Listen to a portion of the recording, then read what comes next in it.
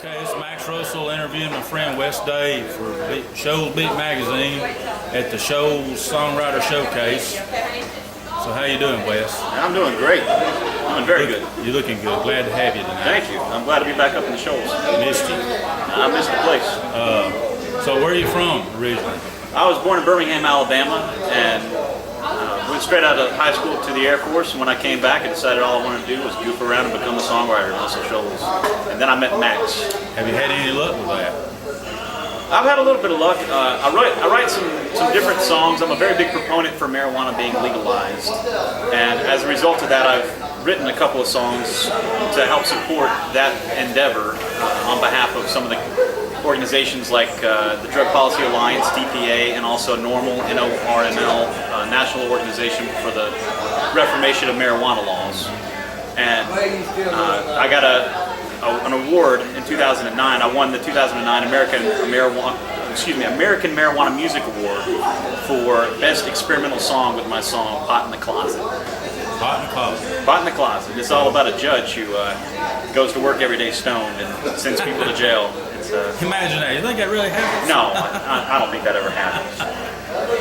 So what about the football, the Alabama song? How did that go? Well, me and my good friend Rusty Palmer in Mobile, we sat down and wrote a song called Roll Tide Roll, and it's kind of a rivalry song. We talk a bunch of smack about the other teams, and it's kind of a preseason thing before we wind up either with a loss or as the season progresses, hopefully we get to keep enjoying the song. And the Tide team likes it, I understand. Yep, I've heard a lot of people talking about it. Yep, we've also enjoyed the pleasure of having that song be used to promo the airing of the Nick Saban show and also the games in Mobile and one station up around here that was airing the game. They were using the song to promo during the week prior to the game. Do you think maybe they misunderstood the song and they thought it was Roll Tide Roll, and they had some bearing on their outcome of the season? Roll Tide Roll, as in like one of my marijuana songs. That could be a distinct possibility. So who's your favorite songwriter? Right now, I've been listening to a lot of Guy Clark. Yeah, I'm a very big fan of Guy Clark. Also, John Prine, which. Max, you turned me on to John Prine because some of the songs I had back in my younger days reminded you of him. Yeah. So I got into him, and also been a big Willie Nelson fan. I keep trying to get backstage, Willie. I'm going to get there someday. I'm going to sneak back there. With Willie. That's right. So you went to UNA too, didn't you? I did. I went to UNA for a brief spell. As it turned out, I wasn't much of a songwriter, but I was a better songwriter than I was a student.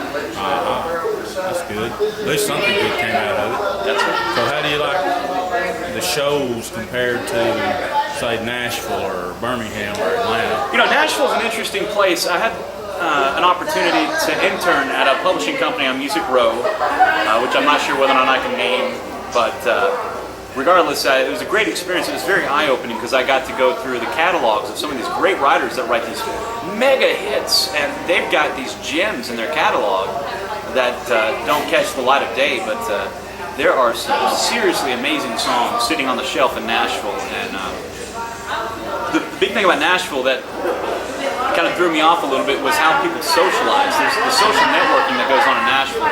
You have to take that seriously to be able to get along with everybody up there. And politics. There's some politics up there, and the key is, you don't open your mouth about people. I remember I was at a table with some of the people from GAC that were used to come down here, and the topic came up about Dirk Bentley. That was he had this video of him being in a telephone booth, and I hated the song, I hated the video, and I made a comment about it, and I shouldn't have done it because I think half the people at the table were best friends with Dirk Bentley. And he might have been there, and I just didn't know it. I don't know. But no, it's a great place. There's a lot of very talented people up there. I just find that in the Shoals, it's more of a relaxed environment about how you do go about writing with other people and progressing your career to the best of your ability. So when you write a song, how do you go about it? Do you have a formula, or you just kind of let them flow? I like to do it a different way about every other time I sit down and write. If I'm having to force a song out, I try to come up with ideas first, and then a chorus, and then kind of work the maze backwards. with the most fitting music to the theme.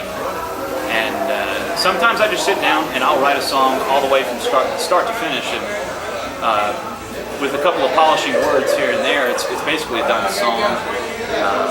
Other times I have a little poem or a limerick in my head and put music to it, or vice versa. And sometimes they take minutes, sometimes they take years. Yeah, and I think the number one rule to songwriting is that there's not a rule. That's right. So, there's a formula, but that's you can why they follow all a sound formula. the same. There's lots of successful songs written under formulaic writing sessions, and that's okay, and that's obviously a productive way to do it for some people, but I hate feeling constricted by it. If I start to feel that way, I'll go ahead and break the mold and start something else. Do you have like 100 songs or 1,000 songs in your catalog? Catalog, I don't have. But in your let's say in your shoebox. In my shoebox, I've probably got 100 or so songs in my shoebox. I know I've written probably well over 1,000, but sometimes you throw something at the wall and it just doesn't stick. Yeah. And so you let it go. You just let them die when they're like that. And it's really just experience of writing that can make it more organic to put the words together the way they should be. Where do you see the music business, say like the large companies and such, going in the future? Well, I think that the large companies have the money to keep the majority of the control. However, I do think that if you look at the rock section, the independent rock genre, these guys are finding a way to go out, get a product together, go out on their own, make more money per CD and have less constrictions, and be happier people. Unfortunately, you still have a lot of people trying to be, just songwriters for Nashville, and they're just trying to write hits, and they're not getting through. Trying to get that cut. Or maybe they have a band together and they're trying to get on a major label, and what they really need to be doing is going out on their own with their package, with their product, go out and do it themselves, and then eventually the major labels will come to them and they'll have more leverage at the signing. If you got a great product together and not a following, it doesn't mean jack to a major label. You have no leverage with those people. Great song is a great song, but you got money behind it. It's more profitable for everybody. Yeah, I was listening. Except for the writer. I was listening to an interview by one of the guys that wrote a song for Backstreet Boys or 98 Degrees or something, and it was just really interesting because they sold lots and lots of copies on the song that they had written that was performed by this group, and then they were kind of begrudgingly expressing how they only sold 1,000 copies when they went out on their solo, because they didn't quite get the concept of what it means to have a full team behind you supporting you. And it's a very valuable thing, but it's also going to cost you out of your paycheck. So it's kind of a give and take. If you don't have the leverage, I wouldn't do it. But the internet is going to or it already has opened up the way for anything of value in music to be successful in its own right. So you mainly play acoustic guitar, or? Yeah, I only do acoustic. Songwriters. So who's your favorite band? Say, not a songwriter, maybe a group. I don't know. I listen to all sorts of different bands. I actually listen to a lot of indie rock. And if it's not indie rock, I know that there's a bluegrass band that's touring internationally right now that goes by the Red Stick Ramblers, and they've got some great songs and music, and I've been listening to them a pretty good bit as far as bands go. Yeah, you got a website, or you're on Facebook and MySpace? Yeah, I'm on Facebook. It's Facebook.com/West Day was taken. So this is going to seem a little egotistical, but you can find me at Facebook.com/Mr. West Day. Mr. West Day. Yeah. And Kinda wish I had done MySpace as well. Yeah, I don't get on MySpace. You can find some music from me on there, but you won't find anything. Do you twit? No, I don't twit. I'm not a twit. Me neither. Tweet. Yeah, twit. Twitter. Yeah, whatever it is. Tweet. That's for birds. Facebook is king at the moment. Cool. So, where do you see your music going in the next few years?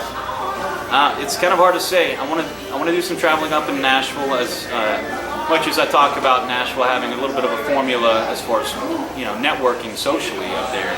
There are a lot of great people to work with still, and you kind of have to seek out and find them. And I want to devote some time to do that. I think some of my songs hold enough value to be able to maybe work with some publishers up there. And so that's my next goal. That'll allow me to live my normal life and work my normal job. And if something I write hits, great. If not, I'm still having fun. Beach fishing, though. Right. So what about what kind of advice would you have for aspiring songwriters or musicians? And if you had it to do again, would you say stay with the Army or pursue another career, or would you still be a songwriter? I don't think anything would stop me from being a songwriter. As far as advice to give, I would have to say the best advice I ever got was to write as much as you can, as many different ways as you can. Don't try to write what's on the radio, write what's coming out of you, and hone in on that tone. Hone in on what's coming out of your heart, because that's what's going to ultimately be of value to other people. How about writing with as a co-writer, or in say a pool of music writers together, 3 or 4? Are you more comfortable with that, or are you more comfortable writing on your own? I tell you what, I love writing songs with people that aren't even quote-unquote songwriters, because a lot of times they have some of the best ideas or directions to take a song, and they've got fresh ears. They're not tied into the same old chord progressions like a lot of the songwriters can get stuck into.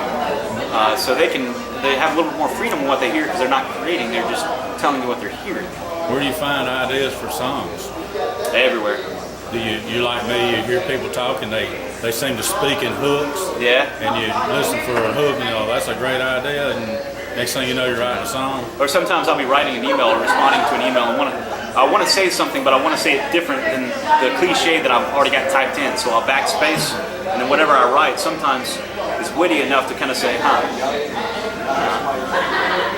maybe there's something in that. I don't have a direct example. I wish I did, but Last question. yeah, Boxers or briefs? boxers, boxer briefs. All right, thank you. Appreciate the interview for Thank you very Beat much. Magazine and Thank you Beat very Magazine. Maxwell Russell helped out quite a bit here. And thank you, West Day, and we'll see you in the future. All right, looking forward to it. All right, bye.